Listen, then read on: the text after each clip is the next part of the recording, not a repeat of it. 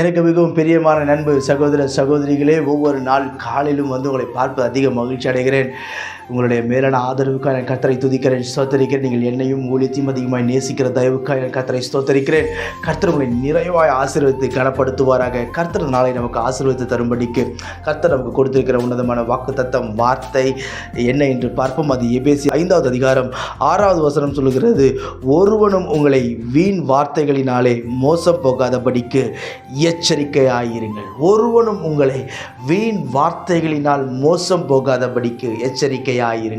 சிலரெல்லாம் பார்த்தீங்கன்னா சொல்லுவாங்க, எனக்கெல்லாம் வாய் பலம் ரொம்ப ஜாஸ்தி பிரதர், நான் பேசி பேசி பேசி எதனாலும் சம்பாதிப்பேன், நான் பேசி எல்லாரையும் சம்பாதிப்பேன், எனக்கு வாயில் பேசி எனக்கு வாயிலேயே முளம் போடுறது எனக்கு ரொம்ப ஈஸியான வேலைன்னு சொல்லி தன்னுடைய வாயை நம்பியே உட்கார்ந்து கொண்டு இருப்பாங்க. அந்த வாயை நம்பி இருக்கிறவங்க ஏதோ ஒரு காலகட்டத்தில் அந்த வாயாலே சில பிரச்சனைகள் சிக்குவாங்க, வெளியே வர முடியாத அளவிற்கு சிக்குவார்கள். பிரியமானவர்களே, அன்புக்குரியவர்களே, இன்றைக்கி நம்முடைய வார்த்தைகளில் நாம் மிகவும் ஜாக்கிரதையாக இருக்க வேண்டும்.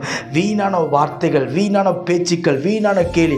சிலரெல்லாம் பார்த்தீங்கன்னா வீணாக உட்காந்து கேலி கிண்டல் பண்ணிட்டு சொல்லுவாங்க, நான் விளையாட்டுக்கு பண்ணேன், நான் ஜோக்குக்காக பண்ணேன்னு சொல்லி பிறரை காயப்படுத்தி பேசுவது, அதில் ஒரு சந்தோஷம், பிறரை உடைப்பது அதில் ஒரு சந்தோஷம். அதல்ல வாழ்க்கை. நம்முடைய வீணான வார்த்தையினால் நீங்களும் நானும் மோசமாய், நம்முடைய நிலைமை மகா மோசமாய் மாறிவிடும் என்று வேதம் சொல்லுகிறது.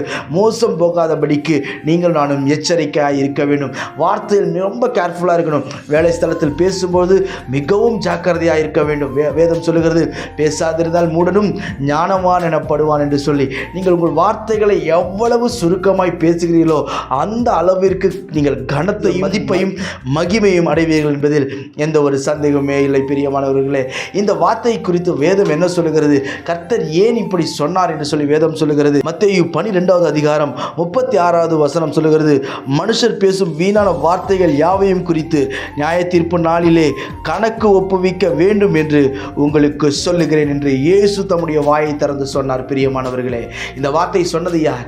அப்போஸ்தலர்கள் அல்ல, பரிசுத்தவான்கள் அல்ல, இயேசுவே சொன்னார். நியாய தீர்ப்பு நாளிலே நீ பேசுகிற ஒவ்வொரு வார்த்தையை குறித்தும் கணக்கு ஒப்புவிக்க வேண்டும். வீணான வார்த்தைகளை குறித்து கொஞ்சம் எச்சரிக்கையாக இருங்கள். தேவையில்லாமல் பேசி, தெரியாமல் பேசி பிரச்சனைகளை சிக்கிட்டேன் பிரதர், நான் எப்படி வெளியே வரதுன்னு தெரியல பிரதர் என்று சொல்லி அநேகர் முழித்து கொண்டிருக்கிறார்கள். தேவையில்லாமல் வார்த்தையை விட்டு, தேவையில்லாமல் பேசி, குடிச்சிட்டு பேசின வார்த்தை, தேவையில்லாம மறந்துட்டு பேசின வார்த்தை, ஏதோ யதார்த்தமாக பேசின வார்த்தைகள் எனக்கு பிரச்சனையும் கண்ணியையும் வருவித்திருக்கிறது என்று சொல்லி அநேகர் புலம்புவதை நான் பார்த்திருக்கிறேன். இன்றைக்கு கர்த்தருடைய சூழ்நிலையை மாற்ற வேண்டும் என்று சொன்னால் வார்த்தை அளவாக இருக்கட்டும், ஞானமாக இருக்கட்டும். கர்த்தர் உங்களை நிலைநிறுத்துவார். ஒரு நாள் நீங்கள் எடுக்கப்பட்டு போக மாட்டீர்கள். ஜெபிக்கிறேன். பரலோக பிதாவே, இந்த வார்த்தையெல்லாம் கேட்கிற அன்பு சகோதர சகோதரி ஓடி கர்த்தர் ஒப்புக் கொடுத்து நான் ஜெபிக்கிறேன். பலப்படுத்தி நிலைநிறுத்துவீராக, கனப்படுத்தும், ஆசீர்வதியும். உங்கள் பிள்ளைகளுக்கு முன்பாக இருக்கிற எல்லா இருளும் வெளிச்சமாய் மாறட்டும். ஆச்சரியமாய் நடத்தும் ஆண்டவரே. தடைகளை நீக்குகிறவர் உங்கள் பிள்ளைகளுக்கு முன்பாக புறப்பட்டு போகும்படிக்கு நான் ஜெபிக்கிறேன். வார்த்தையில் ஜாக்கிரதையாய் பேச கிருபை தாரும், ஞானமாய் பேச கிருபை தாரும். கல்விவாணி நாவை தருவீராக ராஜா. உடைய கிருபை பெருகட்டும், ஆசீர்வதியும். இயேசுவின் நாமத்தில் ஜெபிக்கிறேன் ஜீவனுள்ள பிதாவே. ஆமென், ஆமென். God bless you.